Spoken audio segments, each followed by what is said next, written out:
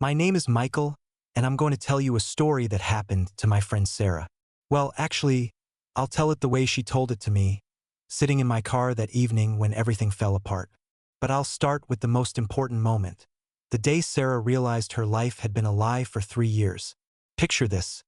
Tuesday, 7 in the evening. Rain pouring down like a bucket. Sarah is sitting in her car, parked across the street from an upscale residential complex in the city center. She's not supposed to be here, at least that's what her husband David thinks. But Sarah is here. She's looking at the 5th-floor windows, where the light is on, and she can see the silhouette of a man she knows better than anyone else. It's David, her husband, who, according to him, is supposed to be on a business trip in Chicago. But that's not the worst part. The worst part is that Sarah already knew everything. She knew about this apartment. She knew about the woman who was now cooking him dinner in that kitchen. She knew about the mortgage David had taken out in his name, hiding it from her. And you know what? She wasn't sitting in that car to make a scene, not to storm out and catch them in the act. She was sitting there because it was part of her plan, part of a game she'd been playing for 2 months now. And David had no idea that his wife wasn't a helpless victim, but a cold-blooded strategist preparing a trap from which there was no escape. If you like stories about justice and clever revenge, hit like right now and subscribe to the channel. Because what Sarah did next will change your perception of how to respond to betrayal. But to understand how things got this far, let's go back a bit. Because Sarah wasn't always like this. She used to be that naive girl who believed in fairy tales and happily ever after. And you know what's the scariest part? Realizing that it was precisely that naivety that made her the perfect target. Sarah and David met 5 years ago at a mutual friend's wedding. She worked as a manager at a small marketing company. He was a successful financial consultant. Just like in a romantic comedy, he walked up to her, complimented her dress. They chatted all evening, exchanged numbers. 3 months later, he proposed. A year later, they got married. The first 2 years of marriage were truly magical. David was attentive, caring, generous. He brought her flowers for no reason, picked her up from work when it rained, remembered every anniversary and important date. Sarah once told me that she sometimes caught herself thinking, does this really happen? Did she really get that lucky? Her friends were jealous. Her in-laws were delighted with their daughter-in-law. Everyone said they were the perfect couple. And Sarah believed it. She believed every word, every vow, every promise. But if you asked her now, she'd tell you. The first cracks appeared where she least expected them. In finances, David always controlled the family budget. He said it was more convenient that he understood these things better. Sarah's paycheck went into their joint account, and David managed the money. At first, it seemed logical. He was a financial consultant, after all. He knew how to handle funds. But then the oddities started. Sarah noticed that regular amounts were being deducted from their account that David either couldn't or wouldn't explain. $500 here, $1,000 there. He talked about investments, some accounts, taxes. Sarah didn't understand these nuances and trusted him. But somewhere deep down, a tiny doubt began to form. Then the business trip started. Before, David traveled every few months. Now it was every 2 weeks. Chicago, New York, Boston. He'd come back exhausted, saying work demanded sacrifices. Sarah supported him, cooked his favorite meals, tried to make things cozy when he was home. She thought she was helping him cope with stress. Now write in the comments, would you have noticed something wrong at this stage? Or would you have believed the person you trusted? Sarah started noticing David becoming more secretive. He'd go into another room when taking calls. He changed the passwords on his phone and computer, though they used to share everything. When she asked why he came home so late, he'd get irritated, say she was controlling him, that she was paranoid. And Sarah would start doubting herself. Maybe she really was too suspicious? Maybe she was creating problems where there were none. But you know what's most interesting about female intuition? It never lies. Sarah might not understand exactly what was happening, but she could feel something was wrong. And that feeling grew every day, like a snowball about to turn into an avalanche. One evening, about 3 months ago, Sarah decided to surprise David by bringing his favorite coffee to his office. She knew he was working late and wanted to support him. She arrived unannounced, went up to his floor, and then something happened that changed everything. She saw a young woman leaving his office. Not just leaving, but fixing her hair, smiling, looking satisfied. A minute later, David came out too. He didn't see Sarah standing in the hallway.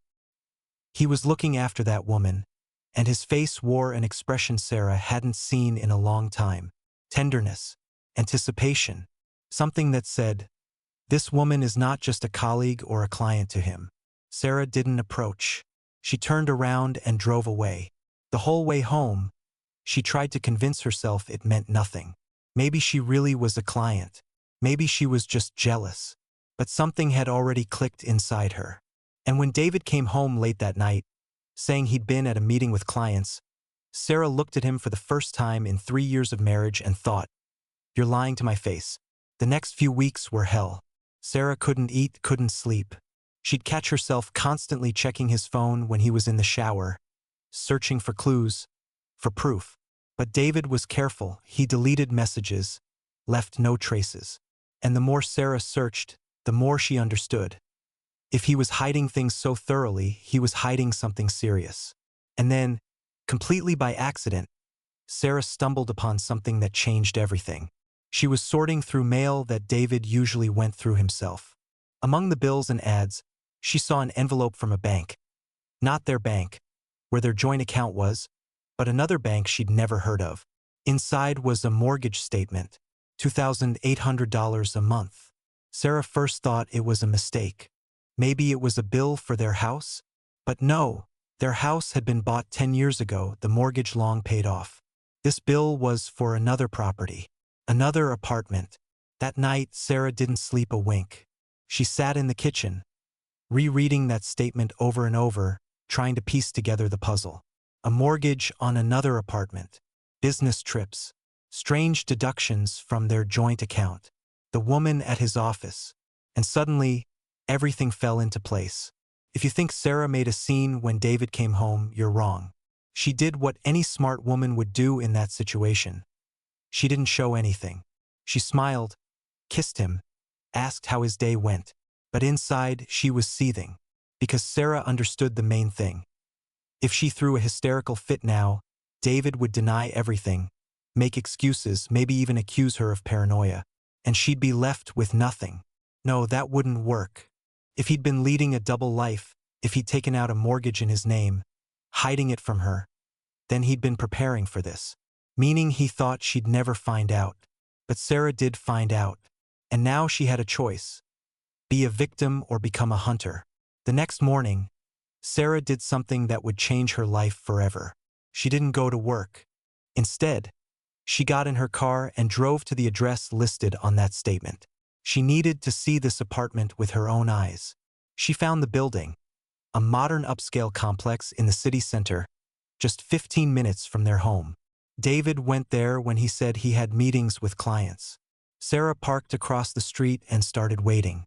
She didn't know why she was waiting or what she wanted to see, but something inside told her, "Wait, watch."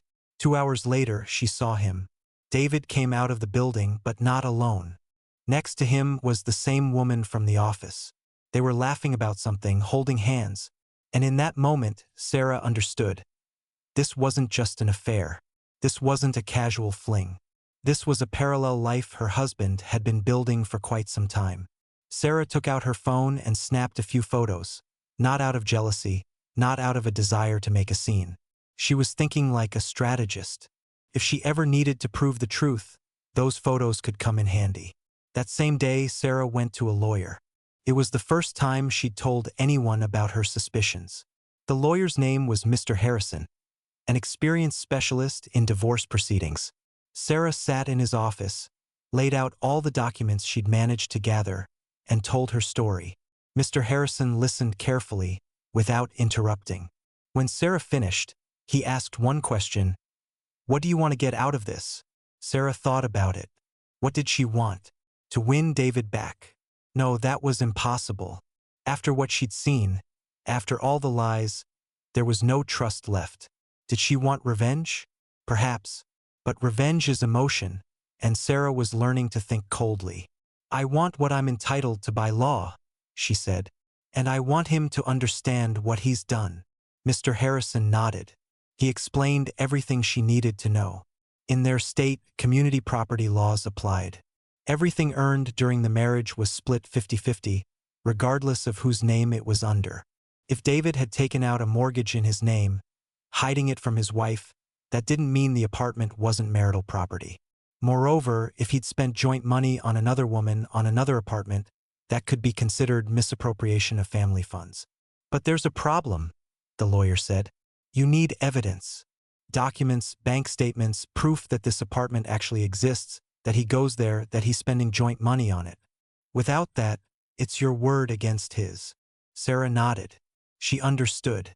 And it was at that moment that she made a decision that would define the next 2 months of her life. She wouldn't make a scene. She wouldn't accuse David. She would play the role of the perfect wife while gathering evidence. And when she had everything she needed, she'd deliver one crushing blow from which he couldn't escape. It was the hardest decision of her life. Imagine knowing your husband is cheating on you, leading a double life, lying to your face every single day, and you have to pretend you don't know. Smile at him, cook his dinner, ask how his day went, get into bed with him. Sarah did this for 63 days. 63 days she woke up next to a man she despised. 63 days she listened to his lies, nodded, pretended to believe. She became the best actress of her life. David suspected nothing. On the contrary, he seemed satisfied. His wife was so understanding, so caring. No questions, no suspicions. Perfect life. Meanwhile, Sarah kept a journal. Every day she recorded. When he left, when he came back, where he said he was going, what time he called, any oddities. She photographed his phone when he was asleep or in the shower. She downloaded statements from their joint account that came to her email. She collected every little detail, every piece of information. And gradually, from these small pieces, a picture began to emerge. Sarah learned the woman's name, Jennifer. She worked at the same company as David, but in a different department. They'd met at a corporate event 6 months ago. The apartment with the mortgage was a 2-bedroom, fully furnished. David paid almost $3,000 a month for it. But the worst thing Sarah discovered when she checked their joint account more carefully was that over the past 6 months, David had transferred more than $40,000 to a separate account he'd opened in his name. $40,000 from their joint savings. Money they'd been putting aside for the future, for children, for retirement. If you think Sarah got angry, you have no idea the scale of her emotions. It wasn't just anger, it was cold, calculated rage. She realized David hadn't just been cheating on her. He'd been planning this. He'd been preparing. Systematically, month after month, he'd been funneling money, building another life where there was no room for her. And you know what's most interesting? At some point, Sarah stopped feeling pain. Instead of pain came determination. She was no longer a victim. She was a hunter, closing in on her prey. And when the trap was ready, Sarah struck. But she did it the way professionals do. Quietly, quickly, and without a single unnecessary sound. She met with Mr. Harrison again. On the table before the lawyer lay a folder of documents weighing a good 3 kilograms. Bank statements, photos, message printouts she'd managed to copy, a log of his movements. Mr. Harrison flipped through everything, looked up at her, and said one phrase, "With this, we'll destroy him. Completely." They filed for divorce and simultaneously filed a motion to freeze all joint accounts. The judge signed the papers that same day. From that moment on, David couldn't access a single dollar of their joint savings. Sarah, having opened her own personal account in advance, transferred her half there as required by law, leaving David with his personal funds, which, as it turned out, weren't much. But that was only the beginning. Sarah knew David was supposed to leave for another business trip on Friday evening. He told her he was flying to Chicago for 3 days to close a big deal. Sarah nodded, straightened his tie, and wished him luck. She even packed his suitcase. But she knew he wasn't going to Chicago. There were no tickets. He was just going to Jennifer's. On Friday evening, As soon as the taxi door closed behind David, Sarah started moving. She had exactly 48 hours. She called movers. They packed all her things, her books, clothes, cosmetics. But most importantly, she didn't touch his things. Let everything stay as it was. His suits, his shoes, his favorite coffee machine. Then she called a locksmith. He changed all the locks in the house, front door, back door, garage. Sarah collected the old keys in a small envelope. Throughout all this, she didn't cry. She felt like she was assembling a complex puzzle, and finally seeing the whole picture. When the movers left and the locksmith finished, Sarah walked through the empty house. She ran her hand along the kitchen counter where they'd made so many breakfasts together. She looked out the window at the backyard where they'd planted that tree that never took root. It was a goodbye, not to David, but to the woman she'd been when she believed him. She left the envelope with the keys on the kitchen table, and next to it a single note, contained just one sentence. Sarah moved to a small rental apartment she'd secretly rented a week earlier. She sat on the floor of the empty living room, drinking wine from a paper cup, watching the clock. She knew David would return on Sunday evening. Sunday, 8 o'clock. Sarah sat on the couch in her new apartment, waiting. She knew what was happening right now. David was pulling up to the house. He was getting out of the car, approaching the door, inserting the key. And the key wasn't turning. And so it happened. Her phone buzzed. On the screen appeared the name, David Redhart. She looked at it, smirked, and answered. Sarah? His voice was shaking. There was no anger in it, only confusion and mounting fear. Sarah, what's happening? The key doesn't fit. The locks are different. Are you home? No, David, she answered calmly. I'm not home. And you're not home anymore either. What are you talking about? Open the door, Sarah, this isn't funny. I'm tired, I want to come in. David, listen to me very carefully. Her voice was firm as steel. There's an envelope on the kitchen table. Inside are the keys to our old house. But it's no longer our house. At least not yours. I filed for divorce. All accounts are frozen. My things are gone. Your things... Well, your things are still there for now, but you have exactly 48 hours to pick them up. After that, I'll call the police, and they'll put them out on the lawn. Silence on the other end. Heavy, deafening silence. Sarah could picture his face. Standing on the doorstep, phone in hand, his brain trying to process what he'd just heard. You've lost your mind? He finally managed. What is this all about? What did I do? Sarah laughed. A cold, quiet laugh. Seriously, David? You're asking what you did? How about the apartment on Fifth Avenue? How about Jennifer? How about the $40,000 you siphoned from our joint account? The silence grew even heavier. Now he wasn't just confused, he was terrified. He realized she knew everything. Absolutely everything. Sarah, wait, we can discuss this. He began, his voice suddenly becoming smooth, the way he spoke to clients when trying to convince them of something. Let's meet. Let's talk like adults. I'll explain. There's nothing to explain. She cut him off. Mr. Harrison, my lawyer, will contact you tomorrow morning. And in the meantime, enjoy the view of the street from the porch. By the way, don't bother calling Jennifer. I've already paid her a visit. She hung up, and in that moment, she felt the weight she'd been carrying for the past 63 days lift from her shoulders. She could finally breathe. If you've listened this far and are waiting for the resolution, write in the comments what you would have done in Sarah's place. I'll tell you what happened next because the story doesn't end there. The next day, Sarah actually went to see Jennifer. It hadn't been planned, but Sarah realized she needed to close that door for good. She found Jennifer's apartment, the very one David had been paying the mortgage on. Jennifer opened the door, and her face showed surprise at first, then fear when she recognized Sarah. She tried to slam the door, but Sarah blocked it with her foot. I'm not going to fight you, Sarah said calmly. I just want you to know something. David lied to you just as much as he lied to me. He told you he was divorcing me, didn't he? That we were already living separately, that I didn't know anything. Jennifer stayed silent, but her eyes said everything. He's not divorcing me of his own free will, Sarah continued.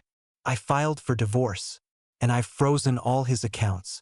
That apartment you're living in has a mortgage, one he won't be able to pay anymore, because his accounts are frozen, and the bonuses he was expecting this quarter will now go toward alimony and property division. So, sweetheart, you'd better start looking for a new place to live, and a new sponsor, because this one's bankrupt. She turned and walked away. She didn't even wait for a response. She didn't care what Jennifer felt. She was just stating facts. 6 months passed. David really couldn't pay for the second apartment. The bank repossessed it. Jennifer left him as soon as she realized the money was gone. It turned out she hadn't loved him. She'd loved the lifestyle he provided. And without money, he was nothing to her. David tried to fight it in court. He hired expensive lawyers, tried to prove Sarah had acted maliciously. But Mr. Harrison was always one step ahead. All the evidence was flawless. The judge ruled in Sarah's favor. She got the house they'd lived in, half of all the savings David hadn't managed to move, and alimony. David was left with debts, a broken-down car he'd bought on credit, and an empty apartment where he had to rent a corner. His reputation at the company was ruined when evidence of corporate fund embezzlement, which he'd used to support his mistress, came to light. He was fired. And Sarah? Sarah sold that house. She didn't want to live in a place saturated with lies. With that money, she bought a small but cozy apartment by the ocean. She changed jobs, started traveling. She started smiling again, genuinely. I asked her once if she regretted how things turned out, if she regretted the lost years. She looked at me, took a sip of coffee, and said, Michael, I didn't lose years. I bought experience.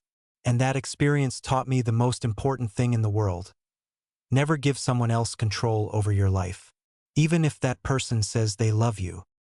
In this story, there are no winners in the traditional sense. A marriage fell apart. People got hurt. But there is justice. And sometimes, to restore it, you have to stop being a victim and take matters into your own hands. Sarah didn't scream, didn't break dishes, didn't create dramatic scenes. She just gathered facts, made a plan, and executed it. And that, perhaps, is the most terrifying and most impressive revenge I've ever seen. Write in the comments whether you agree with her methods. Do you think she did the right thing, or should she have forgiven? I'm very curious to know your opinion, and if this story resonated with you, be sure to subscribe to the channel and hit like. We have many more stories ahead where justice still prevails. Thank you for listening to the end. See you in the next video.